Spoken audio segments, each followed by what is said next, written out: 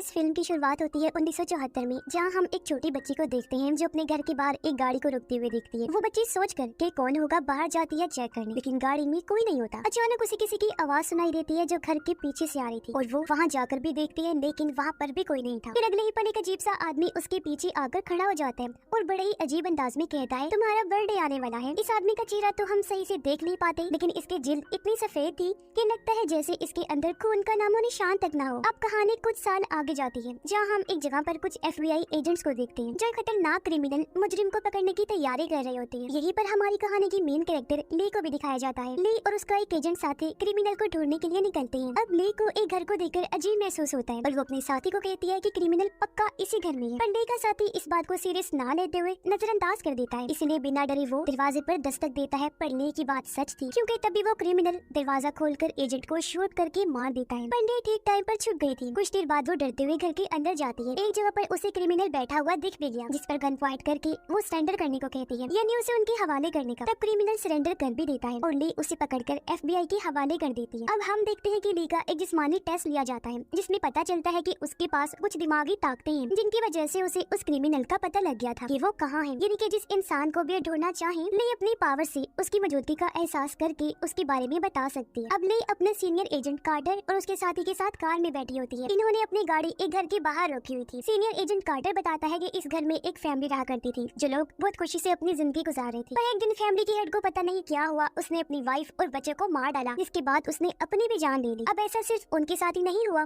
बल्कि पिछले कुछ सालों में बहुत सारी फैमिलीज के साथ बिल्कुल ऐसा ही हुआ है। फैमिली के हेड को कुछ होता है जिसमें वो सबको मारने के बाद खुद को भी खत्म कर लेता है। अब उन सारी फैमिलीज के घरों में से एक खत मिलता है, जिसमें कुछ अजीब कोड्स लिखे होते हैं। खत के आखिर में एक नाम भी लिखा होता है, लॉन्ग लेग्स। सारे खतों की राइटिंग भी एक जैसी ही थी, यानी लॉन्ग लेग्स नाम ये कोई शख्स है जो फैमिलीज के फादर के साथ कुछ करता है, जिससे वो सबको मारने के बाद अपनी भी जान ले लेता है। अब FBI को आज तक पता नहीं चला कि आखिर ये लॉन्ग लेग्स कौन है, क्योंकि उसे कभी भी किसी ने नहीं देखा था। तो इसलिए अब वो चाहते थे कि ली इस केस को हल करे अपनी पावर्स की मदद से। ली ये देखकर हैरान होती है कि हर फैमिली में एक चीज सेम है, कि हर फैमिली में 9 साल की बच्ची होती है जिसकी बर्थडे 14 को ही होती है। अब ली एक बार फिर इन सभी सबूतों को इकट्ठा करती है। उसे पता चलता है कि जब फैमिलीज की मौत होती है तो इन सब के पीछे की वजह जो इनको खत लिखता है, यानी लॉन्ग लेग्स, वो उस घर में मौजूद नहीं होता, जिसका मतलब साफ था कि कोई तो ऐसा इंसान है जो इस काम में लॉन्ग लेग्स की मदद कर रहा था। फिर अब कार्टर ने ज्यादा ही शराब पी ली थी, इसलिए ली उसे गाड़ी के जरिए घर छोड़ने जाती है, जहाँ वो कार्टर की वाइफ और बेटी से मिलती है। कार्टर की बेटी उसे अपना रूम दिखाती है और कहती है कि मेरी बर्थडे आने वाली है, तो आप जरूर आइएगा। अब ली अपने घर वापस आती है और अपनी मॉम को कॉल करती है। हमें यहाँ पता चलता है कि ली का भी बर्थडे आने वाला है, लेकिन फिर अचानक कोई उसके घर का दरवाजा जोर जोर से पीटने लगता है। ली जैसे चेक करने जाती है,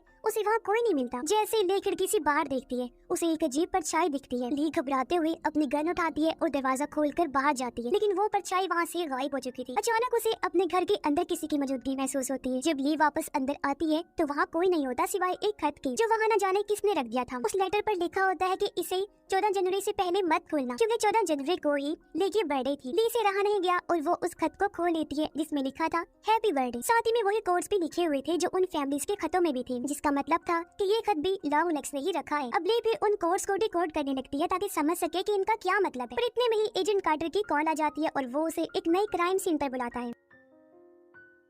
ये क्राइम सीन भी बहुत खौफनाक था, जहाँ लॉन्ग लेग्स ने एक और फैमिली को बहुत ही बेरहमी से मारा होता है। इस फैमिली को मरे हुए 1 महीना हो चुका था और इनकी लाशें बुरी तरह से सड़ चुकी होती। यहाँ भी वही पैटर्न मिलता है, जिसमें एक 9 साल की बच्ची थी और वो 14 तारीख को अपना बर्थडे मनाने वाली थी। कार्टर ये सब देखकर काफी डिस्टर्ब हो जाता है, क्योंकि ये पैटर्न अब खत्म होने का नाम ही नहीं ले रहा था। अब ली अपनी माँ को कॉल करके कहती है कि वो कुछ दिन तक मसरूफ रहेगी और हम सीधा बर्थडे पर ही मिलेंगे। लेकिन मॉम उसे कहती है कि बेटा रोज गॉड से प्रेयर्स किया करो, दुआएं मांगा करो, क्योंकि प्रेयर्स ही हमें डेविल शैतान से महफूज रखती है। ली बात को नजरअंदाज करते हुए कहती है उसे सब याद है और वो फोन रख देती है। अब ली वापस से अपने केस पर ध्यान लगाती है, उसे हल करने की कोशिश करती है। वो सभी सबूतों की तारीखों को कैलेंडर में मार्क करती है, निशान लगाती है, जहाँ उसे एक अजीब पैटर्न मिला जो एक उल्टे ट्रायंगल की शक्ल बनाता है, जो कि डेविल शैतान का एक निशान होता है। ये पैटर्न नामुकम्मल था। अब उसे मुकम्मल करने के लिए एक तारीख गायब थी और वो थी 13 तारीख, यानी आने वाले महीने की 13 तारीख को लॉन्ग लेग्स दोबारा किसी फैमिली का खून करने वाला था। लेकिन ये सारी बातें कार्टर को बताती है और उसे कहती है कि लॉन्ग लेग्स ने अपने खत में बार बार लिखा है कि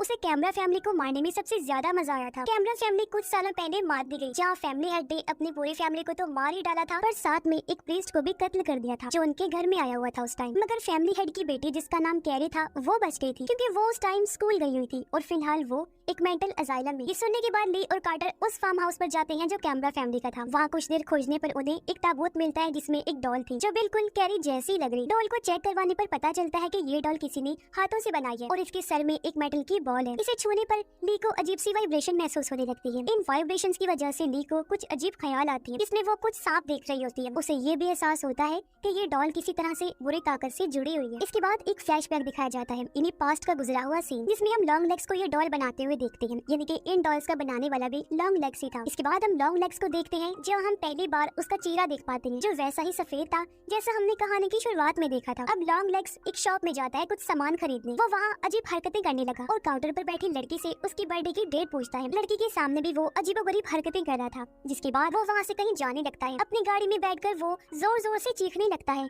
जैसे कि वो बहुत गुस्से में हो, शायद इस बात से कि उस लड़की की बर्थडे डेट 14 नहीं है। दूसरी तरफ ली और कार्टर कैरी से मिलने मेंटल असाइलम जाते हैं जहाँ उन्हें पता चलता है कि कैरी की हालत पिछले 20 सालों से बहुत खराब थी। ना वो किसी सवाल का जवाब देती और ना ही कोई रिस्पॉन्स करती, इन्हें कोई भी हरकत। लेकिन कल का दिन अलग ही था क्योंकि 20 सालों में पहली बार कोई उससे मिलने आया और कैरी अचानक से बिल्कुल ठीक हो गई थी और बातें भी करने लगी। अब जो शख्स उससे मिलने आया उसने अपना नाम रजिस्टर में ली लिखवाया था, लेकिन ली तो आज पहली मर्तबा यहाँ आई थी। जो बात काफी अजीब थी, इसे वो दोनों भी चौंक जाती है। पर गौर करने पर वो समझ जाते हैं कि लॉन्ग लेग्स था जो ही कैरी से मिलने आया और उसे ठीक कर दिया। पर उसने पकड़े जाने की डर से अपना नहीं बल्कि ली का नाम लिखवा दिया। ली अब कैरी से मिलती है और उससे कुछ सवाल करती है। अब एक फ्लैशबैक में दिखाया जाता है कि कैरी के डैड ने किस तरह पहले उस प्रीस्ट को मारा और फिर अपनी वाइफ को भी। ये सारा नजारा हम उस डॉल के नजरिए से देख रहे हैं जो वहाँ घर में पड़ी थी। ली कैरी से पूछती है कि कल उससे मिलने कौन आया था। कैरी कहती है कि जो भी आया था मैं उस शख्स को कभी नहीं भूल सकती और उसकी किसी भी बात को मानने के लिए मैं तैयार हूँ। अगर वो कहे कि ली को मार दो मैं फौरन ये काम कर दूंगी और अगर वो कहे कि मैं छत से कूद जाऊँ तो बिना देरी किए खुशी खुशी मैं ये काम भी कर दूंगी। कैरी यहाँ किसी मिस्टर डाउनस्टेयर्स का भी नाम लेती है, लेकिन वो कौन है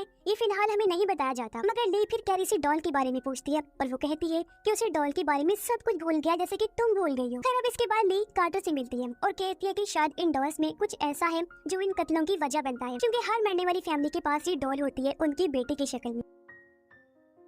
अब कई जगहों पर डॉल्स को जादू और किसी को अपने वश में करने के लिए इस्तेमाल किया जाता है, लेकिन कार्टर को इन बातों पर यकीन नहीं था। वो कहता है कि लॉन्ग लेग्स को तुम्हारा नाम कैसे पता, क्या तुम्हारा और उसका कोई ताल्लुक है? और वो चुप रही, कुछ नहीं कहती। कार्टर कहता है कि उसने ली की फाइल भी चेक की है और उसे ली की माँ के बारे में कुछ पता चला है। दरअसल ली की माँ ने ली के नायक बर्थडे से एक दिन पहले एक लंबे और सफेद आदमी के खिलाफ पुलिस में रिपोर्ट लिखवाई थी। पर जब इस बारे में ली से वो पूछता है तो वो कहती है कि मुझे इस बारे में कुछ भी याद नहीं। इसीलिए कार्टर ली को उसकी माँ से मिलने भेजता है। जब ली अपनी माँ के घर जाती है तो वो देखती है कि उसकी माँ काफी अजीब बर्ताव कर रही है। लेकिन मॉम उसे पूछती है कि क्या तुम अभी भी प्रेयर्स करती हो? इस पर ली जवाब देती है कि नहीं, क्योंकि प्रेयर्स से मुझे डर लगता है। ये सुनते ही उसकी मॉम जोर से हंसने लगी और कहती है कि तुमने सही कहा, प्रेयर्स किसी काम की नहीं होती। जो बात काफी अजीब थी क्योंकि उसका पहले गॉड और प्रेयर्स पर यकीन था, पर अब उसका नजरिया बदल गया था। इसके बाद में किचन में जाती है और उसे बेसमेंट में से एक कीड़ा निकलता हुआ नजर आता है। इसे देखते ही ली को फिर से फ्लैशबैक दिखाई देता है जिसमें वो फिर से उन्हीं सांपों को देखती है, फिर खुद को अपनी माँ के साथ पाती है। यहाँ छोटी ली को हम देखते हैं और पता चलता है कि मूवी की शुरुआत में हमने जिस बच्ची को देखा था वो ली ही थी। सीन वापस से प्रेजेंट टाइम इन्हीं मौजूदा वक्त में आता है जहाँ ली अपनी माँ से अपने 9th बर्थडे के बारे में और उस आदमी के बारे में पूछती है जो उससे मिलने आया था,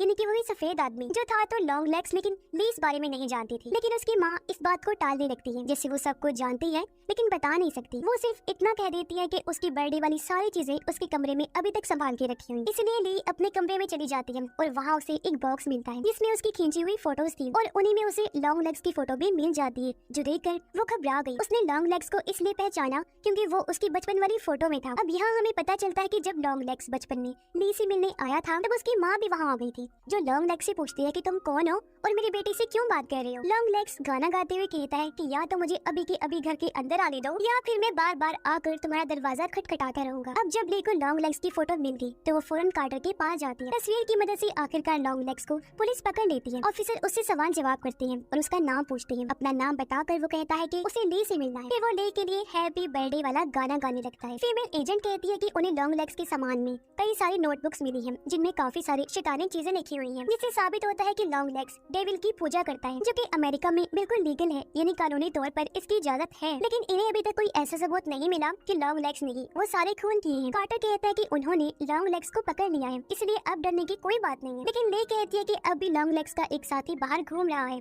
जिसके बारे में हमें कुछ नहीं पता, और वो ट्रायंगल पूरा होने में 13 तारीख चाहिए थी, जो आज की डेट है, जिसका मतलब है कि लॉन्ग लेग्स का साथी आज किसी न किसी को तो जरूर मारेगा। ले लॉन्ग लेग्स से मिलने जाती है और उसे फिर से अपना बचपन याद आता है, जब लॉन्ग लेग्स ने कहा था कि वो मिस्टर डाउनस्टेयर का दोस्त है। अब ले लॉन्ग लेग्स के पास जाकर उसे पूछती है कि तुम्हारा साथी कौन है, और डाउनस्टेयर्स के बारे में भी पूछती है कि वो कौन है। लॉन्ग लेग्स बोलता है कि इस बारे में तुम अपनी माँ से क्यों नहीं पूछ लेती, वो ज्यादा अच्छे जवाब देगी तुम्हें। इसके बाद वो यहाँ कुछ क्लोज इशारे वगैरह देता है जिनके बारे में हमें आगे पता चलेगा, लेकिन वो सारे ही क्लोज बहुत चौंका देने वाले। अपनी माँ का नाम सुनकर ले कहती है कि इन सब में मेरी माँ का क्या लेना देना, वो तो कुछ नहीं जानती इस बारे में। जिसके बाद लॉन्ग लेग्स हेल सेटन यानी कि डेविल की जे यानी कि शैतान जिंदा है बोलकर अपना सर जोर से टेबल पर मारता है, जिससे उसकी नाक और जबड़ा टूट जाता है और खून में वो भर जाते हैं और वहीं उसकी मौत हो गई। वहीं कार्टर बताता है कि कैरी ने भी मेंटल असाइलम से कूदकर अपनी जान दे दी है। अब ली और फीमेल एजेंट ली की माँ के पास जाते हैं लॉन्ग लेग्स के बारे में पूछने के लिए। ली अकेली अपने घर के अंदर जाती है, लेकिन उसकी माँ घर में नहीं होती क्योंकि वो फीमेल एजेंट के पीछे होती है जब वो गाड़ी में बैठी हुई थी।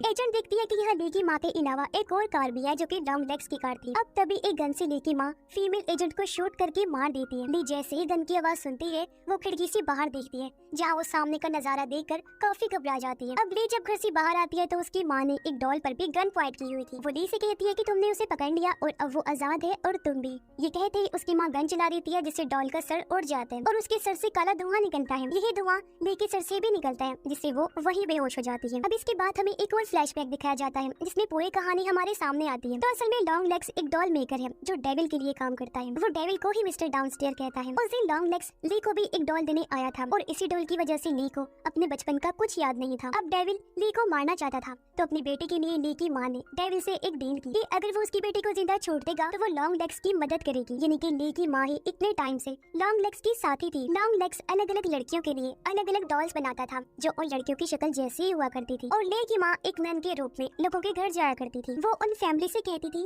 कि आपकी बेटी ने चर्च की तरफ से एक डॉल जीती है, और चर्च के नाम पर लोग उन पर शक भी नहीं करते थे। इन डॉल्स के अंदर खुद डेविड होता था जो कि घर के डैड को करप्ट करता था, यानी उसका दिमाग अपने कंट्रोल में कर लेना, उसे पोजेस कर लेना, जिससे वो पूरी फैमिली को मारकर अपने भी जान ले लिया करता था। घरों में जो लॉन्ग लेग्स का लेटर मिलता था वो भी ली की माँ ही रखती थी। इस वजह से लॉन्ग लेग्स घरों में जाए बिना ही लोगों को आराम से मार देता था ताकि वो सेटन को कुर्बानी दे सके। फिर फ्लैशबैक खत्म होता है और ली की आंख उसी जगह पर खुलती है जहाँ लॉन्ग लेग्स डॉल बनाता था। ये जगह और कहीं नहीं बल्कि उसके घर की बेसमेंट में है जहाँ लॉन्ग लेग्स काफी सालों से रह रहा। तभी ली को एक फोन आता है जिसमें एक शैतानी आवाज कहती है तुम कार्टर की बेटी की बर्थडे पार्टी में जाने के लिए लेट हो गई हो। ली को याद आता है कि आज कार्टर की बेटी का बर्थडे है सच में, जिसका मतलब था कि एजेंट कार्टर की फैमिली ही डेविल का अगला शिकार है, क्योंकि उसकी भी बर्थडे 14 को ही होती है। इसलिए वो फौरन लॉन्ग लेग्स की गाड़ी में बैठकर कार्टर के घर पहुंचती है। ली जब कार्टर के घर गई तो वो देखती है कि उसकी माँ पहले ही वहाँ मौजूद है और कार्टर की बेटी जैसी दिखने वाली डॉल भी वहाँ रखी हुई है। और तो और कार्टर और उसकी वाइफ दोनों ही बहुत अजीब बिहेव कर रहे हैं क्योंकि डॉल ने अपना असर दिखाना शुरू कर दिया था। दोनों हस्बैंड वाइफ अब किचन में केक लेने जाते हैं जहाँ कार्टर एक चाकू से अपनी वाइफ पर वार करके उसे मार देता है, जिसके बाद वो अपनी बेटी को मारने के लिए उसे ढूंढता है, पर मजबूरन ली कार्टर को शूट करके उसे मार देती है। ये सब देखकर ली की माँ भी अपने बैग से एक चाकू निकालती है और कार्टर की बेटी को मारने के लिए आगे बढ़ती है क्योंकि वो पूरी तरह से डेविल की गुलाम बन गई थी। लेकिन ली अपनी ही माँ को शूट करके उसे जान से मार डालती है। ली अब उस डोल को भी शूट करने वाली थी, लेकिन उस गन की गोलियां खत्म हो गई थी, जिसके बाद ली अब बच्ची को यहाँ से चलने के लिए कहती है। बच्ची तो तैयार थी लेकिन खुद ली रुक कर उस डॉल की तरफ घूरती रहती है, मानो जैसे उसे भी डॉल ने करप्ट कर दिया हो। जिसके बाद हम लॉन्ग लेग्स को देखते हैं। जी हाँ, वो मरा नहीं था, अभी जिंदा था, जो कह रहा होता है हेल सेटन और बुरी तरह हंसने लगता है, जिससे हम समझ पाते हैं कि कुछ भी खत्म नहीं हुआ, बल्कि फैमिलीज की मौतों का सिलसिला तो एक बार फिर शुरू होने वाला है, क्योंकि लॉन्ग लेग्स भी जिंदा है और लेके हाव भाव देकर लग रहा है इसे वो भी करप्ट हो गई है और अब अपनी माँ की तरह वो भी लॉन्ग लेग्स का साथ देगी। क्योंकि ली की बर्थडे भी 14 को होती थी तो इसलिए डेविल उसे मारना चाहता था, पर क्योंकि उसकी माँ ने शैतान से डील कर ली थी इसलिए उसने ली को नहीं मारा, क्योंकि उसकी माँ लॉन्ग लेग्स का साथ दे रही थी। पर अब वो ये काम उसकी माँ की जगह ली से करवाने वाला था और इसी भयानक एंडिंग के साथ ही ये कहानी इधर ही खत्म।